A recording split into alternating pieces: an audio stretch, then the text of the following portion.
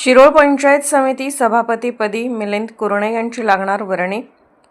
शिरोळ तालुका पंचायत समितीच्या सभापतीपदी मिलिंद कुरणे यांची वर्णी लागण्याची शक्यता राजकीय वर्तुळात व्यक्त होत आहे। आमदार राजेंद्र पाटील यड्रावकर यांच्या नेतृत्वाखालील राजश्री शाहू आघाडीने पंचायत समिती निवडणुकीत दमदार कामगिरी करत 14 पैकी तब्बल 10 जागांवर विजय मिळवून एखादी सत्ता स्थापन केली आहे। त्यामुळे सभापती पदासाठी आघाडीचा दावा भक्कम मानला जात आहे। पंचायत समितीचे सभापती पद यंदा मागासवर्गीय गटासाठी आरक्षित आहे।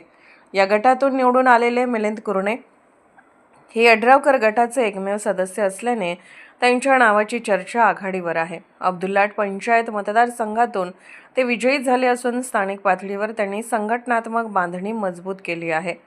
जिल्हा परिषद पातळीवरही राजश्री शाहू आघाडीने चांगली कामगिरी केली आहे। आघाडीने 7 पैकी 4 जागा जिंकल्या आहेत। या विजयामध्ये खासदार धैर्यशील माने आणि माजी आमदार उल्हास पाटील यांचेही नेतृत्व महत्त्वाचे ठरले।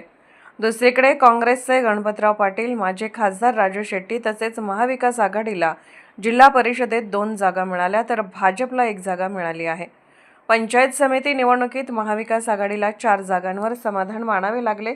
राजश्री शाहू आघाडीने मिळवलेल्या स्पष्ट बहुमतामुळे सभापती निवड बिनविरोध होण्याची शक्यता वर्तवली जात आहे।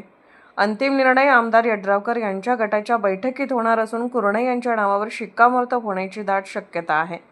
शिरोळ तालुक्यातील सत्तेचे समीकरण स्पष्ट झाल्याने आता विकास कामांना गती मिळणार का याकडे नागरिकांचे लक्ष लागून राहिले आहे।